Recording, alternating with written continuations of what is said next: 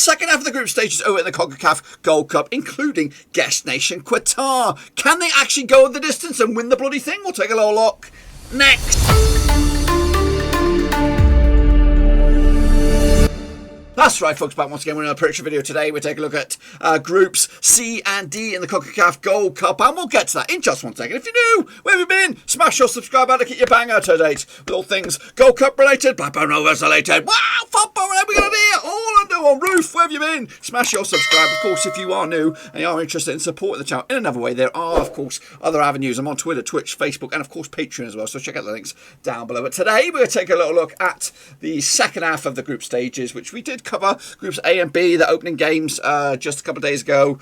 In fact, yesterday I think it was. Of course, with the likes of USA, Canada, Mexico. But we have some juggernaut sleeping giants, perhaps, in this half of the bracket, or half of the draw anyway. So let's take a look at it. So here we go. Let's take a look at, or remind ourselves of the nations. Now, these are, of course, all 16 nations following the qualifying campaign, which completed midweek this week. I think Tuesday was the final day. So Wednesday we got out here with all the predictions and business and stuff like that. So, of course, the likes of Curacao, maybe a little dark horses, Trinidad Tobago. They're not the Trinidad Tobago of old.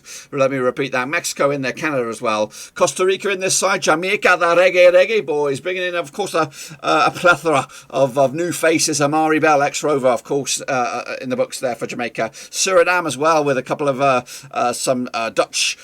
How do we say it? A couple of ex-Dutchies. I don't even know if that's the right way of saying it. But anyway, some Amsterdam boys, some good quality coming through that Suriname team right here, right now. And of course, down the foot of the table, we've got Qatar, guest nation. They're on an unbeaten run. And of course, Panama, you can't write those off either. So those are a quick recap of the teams. Here's a recap of the groups right here, right now. Of course, Group C sees Costa Rica, Guadeloupe, who did qualify as one of those three lucky nations to go through the qualifying campaign, joined by the Reggae Boys, Jamaica and Suriname. Very tight group, this one. I'd expect Costa Rica and one other to go through on this one. Jamaica with the Reggae Boys or Suriname. Guadeloupe could be a bit of a cricket score for them when they take on these boys as well. Over in Group D, same could be said for Grenada. I don't even see them in this. So fair play for them to be in here, but I don't think they're going to be any credible opponents for the likes of Honduras, Panama and Qatar as well. Qatar could go the distance. They are stepping up to the plate. Hey, we'll talk more about those in a little bit. Before we get in the deep end, let's remind you, of course, of the Prediction League. If you want to join in, of course, you can still join in with Part 1. Of course, it's still open and up for grabs. This is the second half of the bracket here, or second half of the groups. Of course, you go to the website down there, cut.ly/gold1b. That's right. It'll get you to a form. You fill out your deets, and of course, you entered. It's free to enter. There is a T-shirt at the end of it, which again, I'm going to play catch up with all those that I owe T-shirts to from last season. We're getting there. We're getting there. But yes, we're getting amongst it, of course. But let's take a look at the teams or the matches that will, of course, take part in this side of the draw. So here we go, kicking it off with a bit of a stinger. It's right. It's Jamaica. It is Suriname. That's right. Taking place on the 12th of July at the Explorer Stadium. That's in the United States. It's all in the United States. Of course, Jamaica managed by Thomas Theodore Whitmore, a legend of the game, and Dean Gore as well, Suriname manager, Dutchy, of course, formerly of Barnsley. Now, these two sides have never played each other in the past, but they come into this hokey-dokey kind of form for the Jamaicans, just 1 win and 4 for them. As for the Surinamese, just 1 loss in the past 6, so very, very good for themselves. However, they come into this on the back of a loss to Canada, 4-0 loss. Prior to that, they did beat the likes of Bermuda, Aruba, and Cayman Islands, all with cricket scores of results 6-0, 6-0, and 3-0 respectively. As for the Jamaicans, they come into this on the back of a draw, 1-1 against Serbia. Of course, they did lose to the United States as well in a friendly back in March. Also beating like Saudi Arabia in a friendly as well. So, not too bad form heading into this one. My gut says one side and my brain says another on this one. 10-3 on is your Jamaica. They are the bookies' favourites on this one. 4-1 is your draw, and 70-2 is your away win. That is Suriname. Of course, what about the odds for the title? I'll give you a little sneak peek of that. Of course, Jamaica coming into this at third favourites, 11-1. Of course, they have got reinforcements amongst others in this one. Suriname are actually long shots, 250-1. I think I might have been hoodwinked by the fans on this one, but I'm going to go with a 2-2 draw on this. Not an opening day, all eyes on this one. Don't want to lose it, and I think it will end up even Steven sort of the thing in the end, 2-2 in the end. And I think that will, of course, be more happier for the Surinamese, and of course a bit of a kick in the teeth for the Jamaicans. But you know what? Don't worry, there's still a lot of games left to rectify their odds. Next up, up, of course, we have Costa Rica taking on Guadeloupe. That's right. Goodness gracious me, taking place on the same day. That is Monday, the 12th of July. This is a late kickoff. Again, we might be doing watch-alongs for one or more of these. I have to figure out how it all pans out. Anyway, of course, Costa Rica coming to this one, managed by Luis Fernando Suarez. He's Colombian. Guadeloupe's manager, of course, Joaquin Angloma, taking place at the Explorer Stadium. Again, of course, if you're in that area, goodness gracious me, it's Football City. They played each other twice in the past. Of course, 2 wins out of 2 for Costa Rica, nothing for Guadeloupe. The biggest win for Costa Rica over Guadeloupe was a 5-1 win. Of course, they scored 6 goals in total over the course of time. However, they come into this pretty bad form.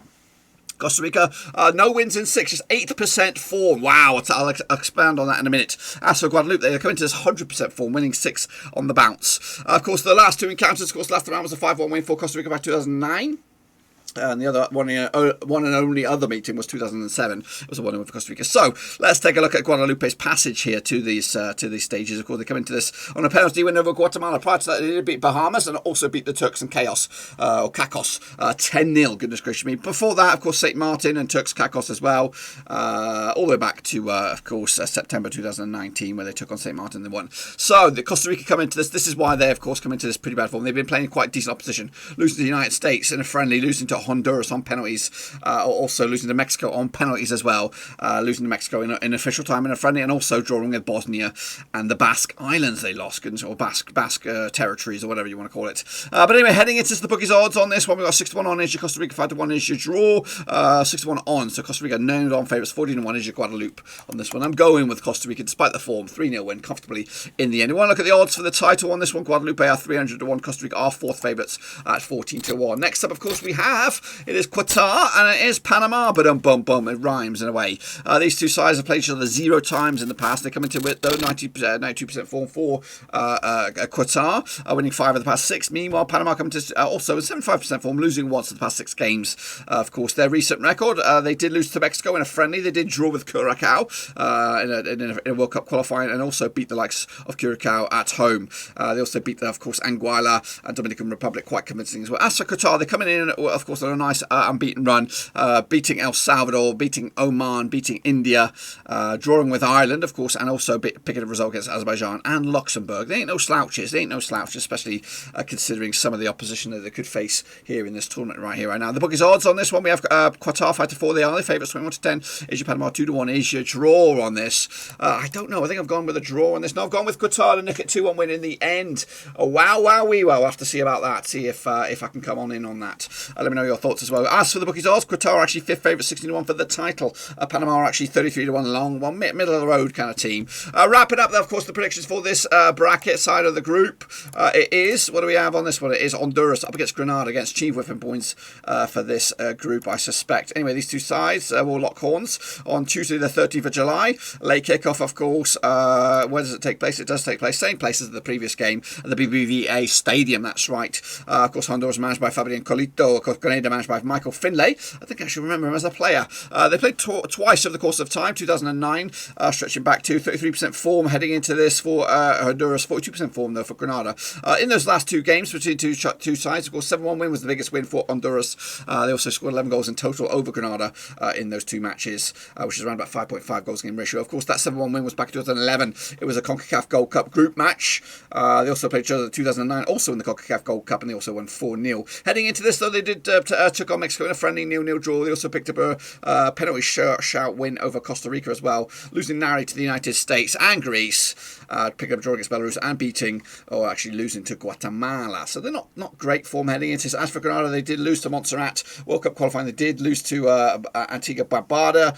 They did pick up a win against US Virgin Islands and Belize as well, but they're there for the taking. It is heavily favoured. 7-1 on is your Honduras, 14-1 as your long shots, 11-2 that is your draw. So your long shots, 40-1 is your Grenada. Of course, bookies odds on this one, Grenada are at 125-1 to lift the trophy. As for Honduras, they're actually 25-1 to lift the trophy as well. Let me know your thoughts about this one. I'm going to go with this on this 3-0 win, convincing win for Honduras to get himself up and running. Of course, make sure you get your picks in, of course, and we'll come back, of course, for match number 2, part 1.